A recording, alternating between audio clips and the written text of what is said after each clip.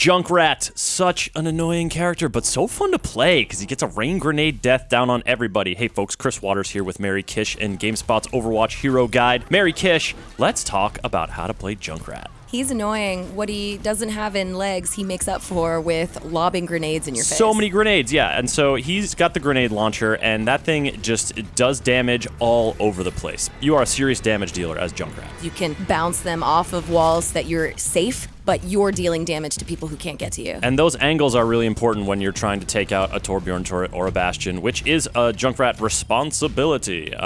He's one of the characters that can get an angle on those turrets without exposing himself to too much damage, because he is a little squishy. That's right. He wants to stay out of the fray, and that's why he's able to lob those grenades and also be way more mobile with his other items. That's true. Speaking of his concussion mine, this is one of those utility items in Overwatch that serves multiple purposes. The most straightforward version is it's a bomb. You can just throw it in someone's face and blow them up. Yeah, you hide them around corners and piss people off by blowing them up. You also can push them off edges, which is really annoying to get thrown off of the map. But you can also propel yourself up to higher ledges, and getting into positions where you can lob down grenades on the payload, on the main area where the tanks and supports are duking it out, is one of your responsibilities as Junkrat. The concussion mine can help you get there. Also can be used in a little dirty trick with his other ability, the steel trap. Yeah, the steel trap is one of my favorites. It's incredibly annoying. It actually stops people from being able to move. You put one in a doorway, in a window, around a corner, something where people aren't expecting to see it because they can get destroyed. So you want to kind of hide them. When someone walks into them, they're stuck.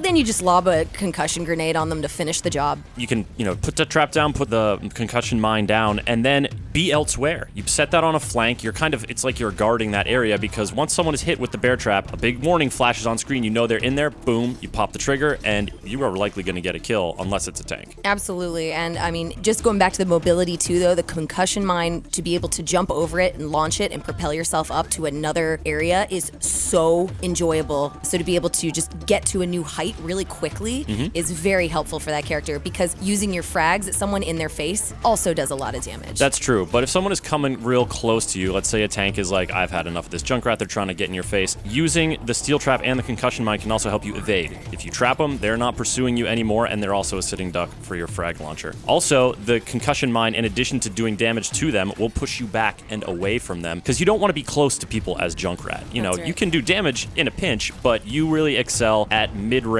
sort of lobbing stuff from a safe distance. Yeah, you want to actually annoy people and tease them enough that they come after you. You walk backwards and throw a trap in front of you. As they pursue you, you're going to deal damage to them, annoying them even further and getting them out of the position they were in. We've used the word annoy a lot in this Junkrat tip guide, but there's one ability that he has that's even more annoying than all of them in my mind.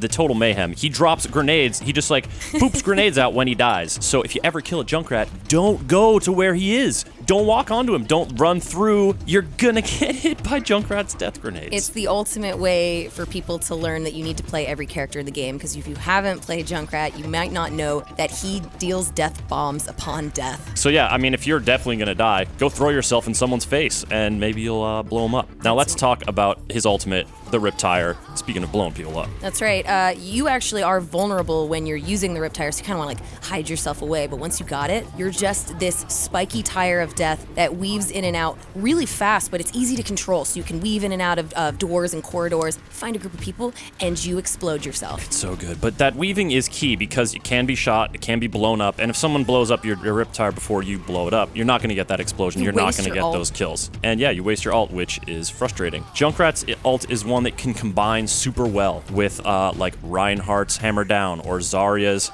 sort of Vortex thing, or May's Blizzard. Anything that immobilizes people, gets them in a group, gets them in a single place for you to blow them all up. That's the name of the game with Junkrat, blowing people up. And annoying them. Oh, and the Riptire can also crawl up walls and jump, which is a fun twist.